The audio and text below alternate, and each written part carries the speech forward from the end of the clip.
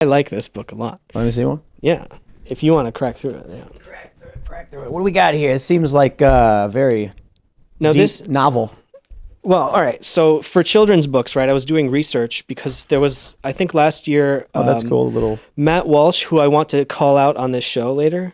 Oh wait, this is a. Oh, the pages. Pages are stuck together for some reason, George. Must have been the humidity because it's so hot. The book's so hot. I was making a dirty So joke. much but, action. Oh, that's not appropriate. That's a children's book. That's a children's book, Tim. Well, there's a mouse in it, so I don't know what you're into. That's a wholesome 100%. Actually, like, all right, so my stuff is very sarcastic, right? Yeah. And dark and adult, but this was very specifically supposed to be for kids. We didn't even put it up on my shop. It's on my wife's Etsy shop, so it's completely like it's sweet, and she makes like plushies and clothes, and it's very like blankets and stuff. Are there hidden political messages in it? No, it just has a simple, like, it's Winnie the Pooh-ish, where there's the little main character is like a mouse named Strudel, and he's got to find a berry for his dad's cake. I've got a project that we could work on. Okay. No, for real. And I'm listening. We'll like raise $1 million in a day on Indiegogo or whatever. I'm ready. No, but I can't say it on camera. Top secret. You just have to remind me. Well, after you the show. guys, yeah, Everybody let's hold wants him to it. I want $1 million. That'd be great. I think so. We've had this idea for a while, and I'm looking at this, and I'm like, oh, you're the guy for this, man. You're gonna hit it out of the ballpark. Let's do it. Let's talk about it. But anyway, let's go back to your book. So the thing about a lot of these kids' books that are coming out, like Tuttle Twins or Brave Books or whatever, is that Anti-racist baby. they're the opposite. Oh no, that's of the that. opposite. I'm sorry. They're the opposite of that, but they're still political. Yeah. And so, people will talk about, I don't want political indoctrination in my content, and I'm kind of like, I do. Like, I want freedom, meritocracy, individual responsibility as a subtle message in my content. However, there is something to be said about all of these kids' books that they're making are over the top.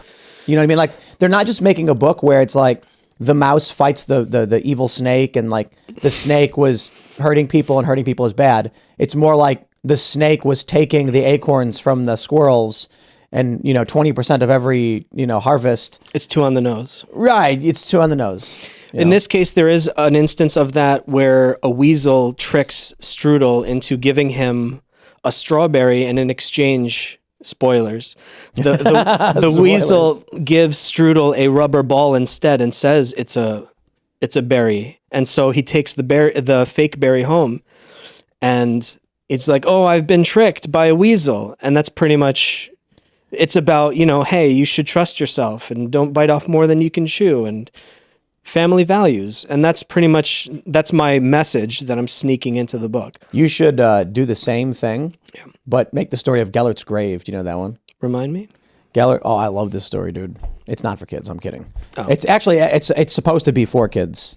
So it's a Welsh legend about, I'm probably going to be butchering this, but Prince, how do you say it? How do you pronounce it? 2 L's in Welsh? I don't know how to do this. Wayland or something? I wouldn't be able to. And he goes off to go hunting or whatever to do his business.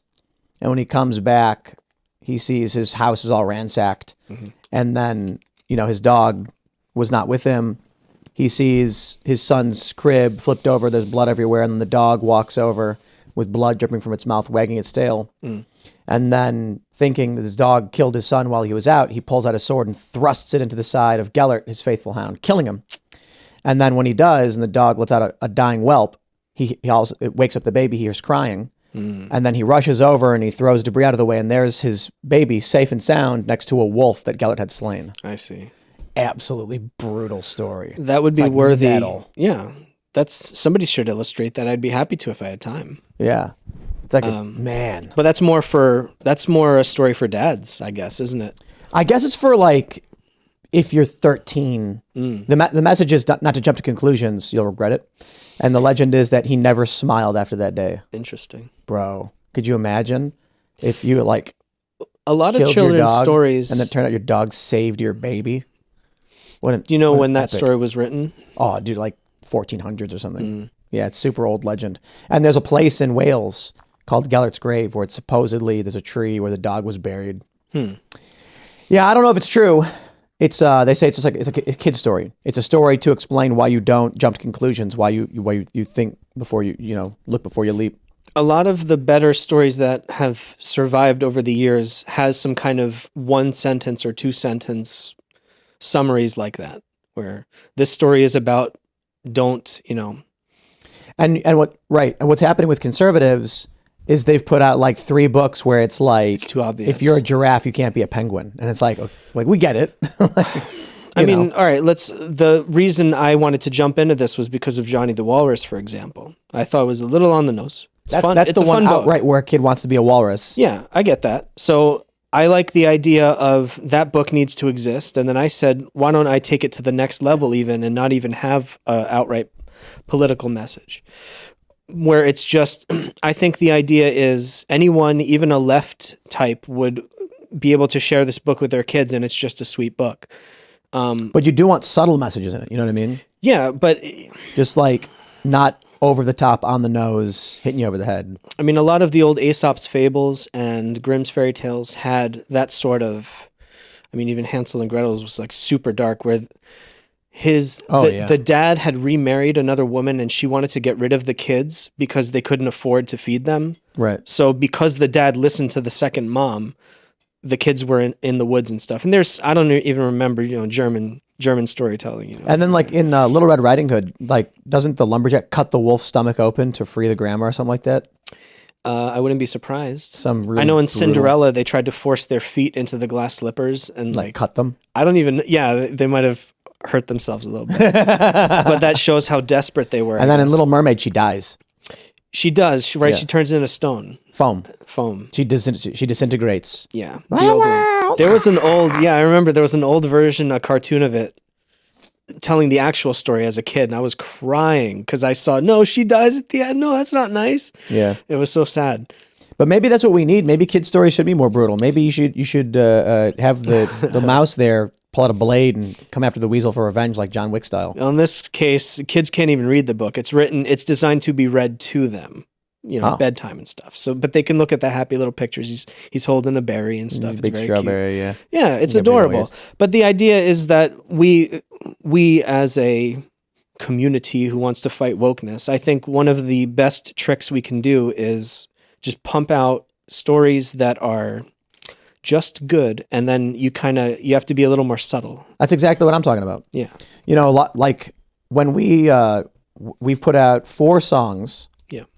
The first one was a long time ago, and it's not an overtly political message in the style of like FJB Democrats are bad. It's just a message about revolution. It's like a story. And then we did Only Ever Wanted, which is just a love song.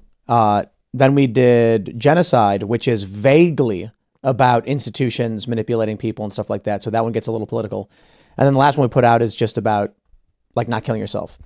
And so the reason we did the 2 political ones is they were right before elections. They were intended to be more political, but they're not on the nose. They're not like calling people out. The other songs are because we're like, we just got to make music.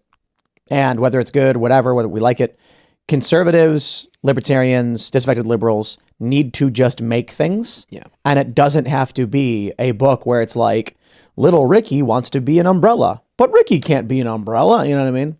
Yeah, the trouble is what's the most viral and shareable is usually the stuff that's really on the nose and obvious.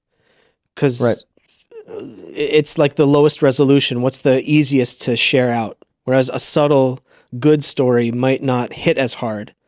Like I'm only now learning, this is irrelevant, but there's this book, Blood Meridian. I was researching cowboy stuff. It was written in 1985 by Cormac McCarthy, but only now I'm hearing about it. So it's 40 years later? Yeah. But apparently it's one of the best novels ever written and yada yada, but I never heard of it. So I think the risk is you can make a great story. It might not go viral, but years later it'll be considered a classic, and then maybe it'll have the impact that it was originally meant to, something like that. Yeah. Like Getting people's attention right now is the hardest part of marketing. We can consider that marketing, letting people know that the book exists and do they want to buy it, something like that. Like yeah, and with everything being the culture war, with algorithms propping up specific trains of thought, it's really hard to crack through with anything else. That's why we saw you know, it was like FJB hit #1 on iTunes. You know what I mean? Because people are fervent right now. Here's what you do. You know, if you want to compete, make Johnny the Antifa, and you know, a little kid who's revolutionary, and then the left will buy it. The left would buy it. The right would buy if I did like Little Johnny America. But the problem is, of course, yeah. Sorry, good idea. Do it. Make the same book with 2 different skins. Yeah, wouldn't that be interesting? Written the exact same way with words changed. The pictures are the same, but the skin is different. So like in one, it's a little kid standing up to a bunch of angry people. And then in the left version, he's wearing an Antifa shirt, and the angry people are wearing American flags. And then in the right version, he's wearing the American flag, and they're wearing the Antifa. That's really interesting. And then see what happens.